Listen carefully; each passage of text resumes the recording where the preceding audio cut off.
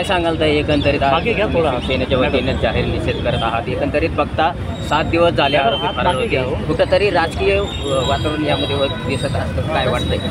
आम्ही एक सामाजिक बांधिलकी म्हणून वैष्णवीला सपोर्ट करण्यासाठी रस्त्यावरती उतरलेलो आहे. आज पहाटेच राजेंद्र हगवणेला अटक झालेली आहे. काल अजितदादांनी जाहीर केलं की तो कुठं सुटणार नाही, त्याच्यामुळं मला वाटतं तो स्वतःहून हजर झाला असेल. परंतु नुसता हजर होऊन केस चालून उपयोग नाही आहे. त्यांना जन्मठेपेची फाशीची शिक्षा होणं अपेक्षित आहे. आज ज्या प्रकारे पूर्णपणे एक गोष्टी समोर येत आहेत ते माणुसकीला काळीमा फासणाऱ्या गोष्टी आहेत. त्यांना नराधम म्हटलं तरी काही वावगं ठरणार नाही आहे. म्हणजे त्या घरातल्या स्त्रियाही एवढ्या अमानुष असू शकतात. म्हणजे त्यांचा काय संस्कार आहेत, त्यांची पैदास म्हटलं तरी काय हरकत नाही की किती वाईट आहे, नीच प्रवृत्तीची लोक आहेत. त्यांना समाजामध्ये जगण्याचा, माणूस म्हणून जगण्याचा काही अधिकार नाही आहे. आणि कसपटे कुटुंबाच्या बाबतीत म्हणाल तर त्यांनी मुलीला जर एवढा त्रास होत होता तर त्यांनी वेळेमध्ये या गोष्टीला पायबंद घालायला पाहिजे होता. आपण समाजामध्ये आपली प्रतिष्ठा जपण्यामध्ये जातो आणि मुलीचा त्रास त्यांनी, परंतु मुलींनी मनाने लग्न केलं होतं, त्या जरी गोष्टी असल्या तरी सुद्धा या प्रकारची जी घटना घडलेली आहे ती अत्यंत निंदनीय आहे. क्रूर कर्म म्हणलं ना त्यांना तरी काही चुकीचं नाही आहे. या सगळ्या गोष्टीचा एव्हिडन्स म्हणजे पोलिसांनी चार्जशीटमध्ये घ्यावा की त्यांना अख्खे पोलीस 8 दलच शोधतायत आणि ते मटण खात आहेत त्या ठिकाणी. म्हणजे त्यांना त्या घटनेचं थोडं सुद्धा गम नाही आहे, कुठलंही दुःख वाटत नाही की आपण काही चुकीचं केलं असं त्यांना जर वाटत नसेल तर त्यांना जगण्याचा अधिकार नाही आहे. त्यांची धिंड काढली पाहिजे, त्या गावातून त्यांची दहशत मोडून काढली पाहिजे, या शहरातनं धिंड काढली पाहिजे. नव्हे तर मी तर म्हणेल कसपटे कुटुंबियांना त्यांना मारण्याची संधी, म्हणजे हाताने का होईना त्यांना मारण्याची संधी सुद्धा दिली पाहिजे. एक इक्वल न्याय, समान न्याय ज्याला म्हणतो की त्यांच्या मुलीला त्यांनी आज एवढ्या तिच्या अंगावरती वेदना होत्या, तिच्या प्रायव्हेट पार्टला सुद्धा मारलं होतं. म्हणजे एवढे निंदनीय ही लोक आहेत. त्या मोठ्या जावेला सुद्धा त्यांनी छळलं होतं. म्हणजे अशा प्रकारच्या लोकांना समाजामध्ये, म्हणजे आत्ताच म्हणलं, सगळ्या नात्या कोणत्यांनी, सगळ्या समाजाने त्यांना बहिष्कृत करावं. दुसरं म्हणजे त्यांनी जे काही रोकड, जे काही सोनं नाणं त्या कुटुंबाकडनं, कसपट्यांकडनं घेतलेलं आहे ते पोलिसांनी त्या कसपटे कुटुंबांना परत द्यावं. गाडी सकट सगळ्या गोष्टी परत द्याव्यात आणि त्यांची सगळी प्रॉपर्टी जप्त करण्यात यावी अशी आमची सगळ्यांची मागणी आहे. एकंदरीत 7 दिवस झाले त्यांना, जे आरोपी त्यांना लपण्यासाठी, शोधण्यासाठी जे सहकार्याने त्यांना मदत केली त्यांना काय शिक्षा व्हावी? नाही, ज्यांनी मदत केली आहे त्या बाळाला ज्यांनी ठेवून घेतलं, जे त्यांनी पोलिसांकडे दिलं नाही किंवा हे 7 दिवस ज्यांच्याकडे जाऊन राहिले त्या सगळ्यांना सहआरोपी करावं असं आमची मागणी आहे. कारण गुन्हा करणारा जेवढा जबाबदार असतो तेवढाच गुन्ह्याला मदत करणारा सुद्धा तेवढाच जबाबदार असतो. आणि ज्या भागामध्ये जे सामाजिक कार्यकर्ते मुळशीमध्ये राहतात, ज्यांनी आंदोलन केलं नाही त्यांना पुन्हा सामाजिक कार्यकर्ते म्हणण्याचा हक्क नाही. तिथल्या राजकीय पक्षाला पुन्हा राजकारणात काम करण्याचा अधिकार नाही असं माझ्यासारख्या एका कार्यकर्त्याला वाटतं. एक मुलगी म्हणा किंवा एक सून म्हणा, माझी एवढीच इच्छा आहे की जे हगवणे कुटुंब आहे त्यांना फाशीची शिक्षा ही झालीच पाहिजे. का तर जर शिक्षा नाही झाली, त्यांना कठोर शिक्षा झाली पण फाशीची शिक्षा नाही झाली तर हे सगळं जे त्यांनी घडवलं आहे हे बाकी पण लोक प्रवृत्त होऊ शकतात हुंडाबळीसाठी. सगळ्याच गोष्टी आहेत. उद्या सासू म्हणा, नणंद म्हणा, मला पण सासू आहे, नणंद आहेत, पण कधी अशा गोष्टी कधीच घडल्या नाही आहेत. बाहेर गरीब कुटुंबातल्या पण व्यक्ती असतील पण त्यांच्या घरी पण अशा गोष्टी होतात, पण त्या पुढे समाजापुढे येत नाहीत कारण त्यांचं तेवढं स्टेटस नसतं. पण मी म्हणेल की पोलिसांनी पण ह्या गोष्टींवर कारवाई केली पाहिजे होती. जेव्हा त्यांची मोठी सून म्हणजे जानेवारी महिन्यामध्ये जेव्हा ती गेली होती FIR दर्ज करायला, बट स्टील तिचं त्यांनी म्हणणं हे नाही केलं. त्या गोष्टीवर त्यांनी जाऊन त्या लोकांना पकडलं नाही किंवा काही गोष्टी घडवल्या नाही, त्यांनी बोललं नाही त्यांना. तर त्यामुळे ह्या गोष्टींवर कारवाई केल्या नाहीमुळं लोकांच्या आत्ता त्यांचं प्रवृत्ती अशी झाली आहे की काही केलं तरी आपल्याला मोठे लोक आहेत सपोर्ट करायला. पण याच्यावरून हेच निष्कर्ष केला पाहिजे की यांना कठोरच्या कठोर शिक्षा झालीच पाहिजे. आणि हगवणे कुटुंब नाही पण या व्यतिरिक्त बाकीच्या पण आहेत कुटुंब ज्यांनी अशा गोष्टी घडवल्या असतील इन पास्ट किंवा फ्युचरमध्ये, अशा मुली पण सहन करत असतील तर त्यांनी समाजापुढे हे मांडलंच पाहिजे. आपल्याकडे सोशल नेटवर्क एवढं स्ट्रॉंग आहे की सोशली जर तुम्ही गोष्टी, इंस्टाग्राम असेल, फेसबुक असेल, अशा गोष्टी जर तुम्ही पुढे आणल्या तर ह्या गोष्टींना तुम्हाला काही ना काहीतरी अपडेट किंवा फीडबॅक भेटतील किंवा अशा सामाजिक लोक आहेत की तुम्हाला ते लोक हे करतील, म्हणजे तुमच्यासोबत असतील ह्या गोष्टींसाठी. एकंदरीत वैष्णवीची जी जाव आहे त्याचा जर छळ केलं, एकंदरीत पोलिसही या संदर्भात दोषी असतील असं काय वाटतंय?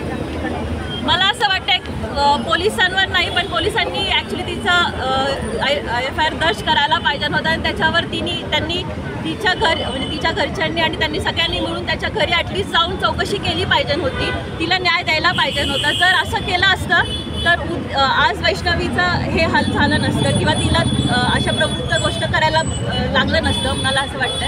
आणि पोलिसांनी जर त्या गोष्टीवर कारवाई केलीच असती ना, तर कुठे ना कुठेतरी ह्या समाजामध्ये ह्या गोष्टी परत घडल्या नसत्या असं मला वाटतंय आणि वैष्णवीचा जीव हा नक्कीच वाचला असता. शिवसेनेच्या वतीने आम्ही जो निषेध व्यक्त करण्यासाठी आंबेडकर पुतळ्यापाशी सर्वजण आम्ही जमलेलो आहोत. तर वैष्णवी हगवणे यांचा जो काय छळ झालेला आहे आणि त्या छळातून त्या मुलीने आत्महत्या केलेली आहे, अशा घटना परत होऊ नये आणि या झालेल्या घटने संदर्भात जे पण दोषी असतील त्यांना कायद्याने कठोर सजा व्हावी हीच शिवसेनेच्या वतीने मी या ठिकाणी मागणी करतो. एकंदरीत हा जर प्रकार जर तू 7 दिवसापासून बघते, जे वैष्णवी ताईसोबत झाले ते दुसऱ्या कोणत्याही मुलीसोबत व्हायला नकोय. कारण अशी क्रूर अशी त्यांनी घटना इथे घडून आणलेली आहे की ती पण एक मुलगी आहे. जसं आपल्याला वाटतं की आपली मुलगी दुसऱ्यांच्या घरी सुखी राहावी, तसंच तिच्या आईवडिलांची सुद्धा अपेक्षा असते. लग्नामध्ये 51 तोळा सोनं देऊन 8 किलो चांदी, एक गाडी एवढं सगळं देऊन सुद्धा त्यांना वाटलं होतं की त्यांची मुलगी राणीसारखी राहील. पण त्यांना काय मिळालं? त्या राणीसारख्या राहण्याचा मृत्यू झाला.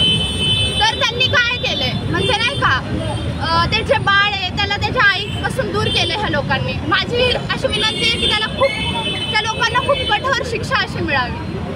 म्हणजे समाजामध्ये आहे ना परत कधी दुसऱ्यांनी आहे ना हे असं कृत्य केलं नाही पाहिजे. त्यांच्या इथून अजून काय आलं पण नाही आहे, त्यांच्या इथं कुणी ह्याच्या विरोधात उभंही राहिलेलं नाही आहे. म्हणजे त्यांच्या इथे दहशत आहे. आणि जे पॉलिटिशियन्स आहेत, जे पॉलिटिशियनच्या घरामध्ये असं व्हायला नको आहे. आणि तिच्या जावेसोबत पण झालं होतं. जर आहे ना तेव्हाच त्यांनी त्याच्या विरोधात उभं राहायला आले असतं तर कदाचित ती जीव वाचला असता तिचा. म्हणजे आता तिचा जीव गेलाय पण नाही का त्यांना ह्याची शिक्षा मिळालीच पाहिजे. जर नाही का तिला शिक्षा नाही मिळाली तर पुढे आहे ना दुसऱ्यांसोबत पण आमच्यासारख्या मुलींवर असा प्रश्न असा निर्माण झालाय की आम्ही लग्न करावं की नको. म्हणजे लग्न करून जर असं मृत्युमुखी मुली जात असतील तर त्या लग्नाचा काय उपयोग आहे ना. जर लग्न करूनच बाळापासून पण तिची पण चूक आहे. जर तिने आहे ना आत्महत्या हा पर्याय नव्हता, तिने तिच्या बाळाकडे बघून त्याच्या विरोधात लढायचं होतं. तिने त्याच्यावर आत्महत्या करून चूक केली. जर तिने आहे ना त्याच्या विरोधात उभं राहिले असेल तर कदाचित त्याच्यापेक्षा जास्त न्याय तिला मिळाला असता जर त्यांनी जिवंत राहून हे सगळं केलं असतं. तर बघितलं तर प्रत्येक मुलीच्या आईवडिलांच्या स्वप्नात कॅमेऱ्याकडे लक्ष देऊन बोलतोय आणि स्थिर राहावी, तिथं करावी. एकंदरीत हा प्रकार बघून तुला काय वाटतं? मी स्वतः एक मुलगी आहे, मी पण स्थळाच्या शोधात आहे. या सगळे प्रकरणं बघून असं वाटतं की आम्ही काय करावं आणि सगळं जग बोलतं की मुलींनी स्वावलंबी असावं. आज घराघरात प्रत्येक घरात मुलगी स्वावलंबी आहे, पण त्या स्वावलंबाचा कधी कधी असा गैरवापर केला जातो किंवा असं केलं जातं की तू कमवून आण, आम्ही तुझ्या पैशावर खातो वगैरे ह्या गोष्टी विचारल्या जातात किंवा केल्या जातात. आज हे कसपटे कुटुंब उच्च पदावर आहे किंवा श्रीमंत आहे म्हणून यांच्या मुलीला न्याय मिळाला. पण कालच एक ताजी खबर वाचली की हडपसरला एका मुलीने आत्महत्या केली का तर हुंड्यासाठी. ती बीड जिल्ह्यातली मुलगी होती, गरीब कुटुंबातली होती. म्हणजे असं आहे की गरीब कुटुंबात पण हुंडा म्हणून हा प्रकार पाहिला जातो, श्रीमंत कुटुंबामध्ये पण हुंडा म्हणून हा प्रकार पाहिला जातो. मुलींनी स्वावलंबी असावं, चुकीचं नाही आहे. सगळ्या गोष्टी आनंदाने केल्या पाहिजेत. फक्त ह्यामागे माझं असं एक सांगणं आहे, जर मुलगी आईवडिलांना सांगत असेल मला तिकडे त्रास होतोय तर कधी कधी आईवडिलांनी सुद्धा की हा आमचं पद इथं आहे, आमची मुलगी माघारी येईल, मग आम्हाला लोक नावं ठेवतील, ह्या विचाराने तुम्ही कधीच बघू नका. मुलीला सपोर्ट करा. ती जर खरंच सांगत असेल की माझं तिकडा छळ होतोय तर आईवडिलांनी तिच्याकडे लक्ष द्या. आपली सामाजिक प्रतिष्ठा जपू नका किंवा आपल्या सामाजिक प्रतिष्ठेला धक्का लागेल असं पाहू नका. आपली मुलगी आपल्यासाठी महत्त्वाची, आपली सामाजिक प्रतिष्ठा महत्त्वाची नाही आहे. त्यामुळे प्रत्येक घरातल्या मुलीचा, इव्हन तो मुलगी नाही सुनेचा सुद्धा किंवा कोणाचाही, कोणतीही त्या घरातली मुलगी असो किंवा सून असो, त्या दोघींनाही एक स्त्री आणि एक आपला म्हणजे एक आपण त्या घराचा लक्ष्मी म्हणूनच पाहिलं गेलं पाहिजे. काल संध्याकाळी त्या दोन्ही आरोपींना अटक करण्यात आलेली आहे. तर आता सध्या त्यांना कशा प्रकारची शिक्षेची मागणी करत आहात आपण? त्यांना फाशी झाली पाहिजे जगण्याचा अधिकारच नाहीये त्यांना. आणि कारण फाशी झाली पाहिजे का तर ह्याच्या पुढे कुणी हुंडा मागितलं तर त्यांना शिक भेटली पाहिजे की असं ह्याचं रिझल्ट असा येऊ शकतं. आपल्याला पण कुणाची तरी भीती पाहिजे. जगात कुणाला कुणाची भीती राहिली नाही. सगळे आमच्यावरती आम्हाला सपोर्ट करणारे आहेत या दृष्टिकोनातनं पाहतात. त्यामुळे कुणाला कुणाची भीती राहिली नाही पाहिजे. प्रत्येक प्रकरणं काही कालावधीनंतर शांत होतात. ती झाली नाही पाहिजे. त्याचा काहीतरी एक रिझल्ट मिळाला पाहिजे. तरच आमच्या या आजच्या कार्याला इवन दो महाराष्ट्रातल्या सगळ्या जिथे ह्या गोष्टीचा निषेध केला जातो त्या सगळ्यांचे समाधानपूर्व मनाने त्या गोष्टीला पाहिलं जाईल. आणि इवन दो मी म्हणते आज त्याच्या आईवडिलांना ठीक आहे त्यांनी मुलगी गमावली पण त्या लहान लेकराला वाटेल की माझ्या आईला काहीतरी केलेलं ह्या लोकांनी तिला माझ्या आईचा एक आत्मा शांत होईल आणि तिला न्याय मिळेल. या गोष्टीने लोकांनी पाहिलं पाहिजे आणि त्यांना फाशी दिली पाहिजे. माननीय खासदार श्रीरंगाप्पा बारणे यांच्या मार्गदर्शनाने आज वैष्णवी कसपटे हिला न्याय मिळावा म्हणून सर्व आजी माजी पदाधिकारी शिवसेनेचे आम्ही रस्त्यावर उतरलोत. तिला न्याय मिळावा म्हणून रस्त्यावर उतरलोत. खरं तर एक सून एक लक्ष्मीच्या पावलाने आपल्या घरी येत असते आणि तिचा हा एवढा छळ करतात आणि हुंडाबळी घेऊनही एवढा जर छळ होत असेल तर खरंच यांचा जास्तीत जास्त यांच्यावर कारवाई केली पाहिजे. मग मी तर म्हणेल यांना फाशीची शिक्षा अशी झाली पाहिजे की करिश्माच्या वैष्णवीच्या लोकांनी त्यांच्या माहेरच्या लोकांनी त्यांना मारून नंतरच त्यांना फाशीची शिक्षा झाली पाहिजे. कारण की त्यांना मारताना प्रत्येक गोष्टीला त्यांना वैष्णवी आठवली पाहिजे असं मला वाटतं आणि मी तिचा निषेध करते. एकच म्हणणं आहे की मुलींना अजिबात अन्याय सहन करू नका. लगेच पोलीस स्टेशनमार्फत किंवा घरच्यांमार्फत आणि घरच्यांना पण एकच सांगणं आहे की अजिबात समाजाचे म्हणजे सामाजिक हे करू नका की बाहेरचे लोक काय म्हणतील काय वाटेल तुम्हाला. अजिबात याचा विचार करू नका. आपली मुलगी वाचवा. आपल्या मुलीशी पाठीशी उभी राहा. हेच माझं एवढंच. सेना असेल आम्ही खंबीरपणे तुझ्या पाठीशी उभे राहू. तुझ्या कुटुंबियाच्या पाठीशी उभे राहू आणि तुला नक्कीच न्याय मिळवून देऊ. आणि हगवणे कुटुंबियाला फाशी झालीच पाहिजे. त्यांना असं पोलिसांनी असं मारलं पाहिजे की त्यांच्या प्रत्येक घटनेमध्ये त्यांना वैष्णवी आठवली पाहिजे. आणि हगवणे कुटुंबियाचा मी निषेध करतो. काय वैष्णवीला मला असं वाटतं प्रत्येक मुलीने गुदमरल्यासारखं जीवन जगू नये. आपल्या आई वडिलांच्या घरी जसं जगतो तसंच आपण आपल्या सासरी पण जगावं. आपली सासू म्हणजे आपली आई असावी आपली सासू आणि आपली नणंद म्हणजे आपली बहीण असावी. तर कुठल्याही मुलीला जर का कुठलाही संघर्ष करताना आपण बघत असेल किंवा तिला असं वाटतं की मी माझ्या आई वडिलांना नाही सांगू शकत पण आपल्या ह्या महाराष्ट्रात छत्रपती शिवाजी महाराज जे आपल्याला शिकवण मिळाली आहे तिथे आपण कसं जपावं ते. म्हणून माझी एकच विनंती आहे की आपण मुलींनी आवाज उठवला पाहिजे आणि घरामध्ये गुदमरून न राहता ॲटलिस्ट हेल्पलाईन नंबरला तरी सपोर्ट केला पाहिजे. So I can request all womens here in India Maharashtra please reach out to the lines of our helpline 19710911098 for child woman and woman safety. आणि आपण ते इन्व्हेस्टिगेशन केलं पाहिजे की आपण जिल्हा हेल्पलाईनमध्ये पोहोचतोय आपला आवाज जातोय का. आणि आपले जे अध्यक्ष आहेत जे महाराष्ट्राचे आहेत त्यांनी प्लीज ह्याच्यावरती रिक्वेस्ट करते की ह्याच्यावरती अजून लक्ष देऊन घटनेचा निषेध करतो आणि त्याच्यासाठी आम्ही शिवसेना पक्षातर्फे निषेध नोंदवतो आहे. मला एकच सुचवायचं आहे की या घडलेल्या घटनांमध्ये जर आपल्याला हुंडाबळी कायद्यात काही संशोधन करण्याची गरज असेल तर ती केली पाहिजे. आणि वैष्णवीसाठी सरकारी ॲडव्होकेट उज्ज्वल निकम यांची नियुक्ती करून सरकार दरबारी हा फास्ट ट्रॅकवर खटला झाला पाहिजे. व सर्व मुलींना मी जाहीर निवेदन करू इच्छितो की तुम्ही लग्न करताना खरोखर आपल्या आईवडिलांचा विचार करा.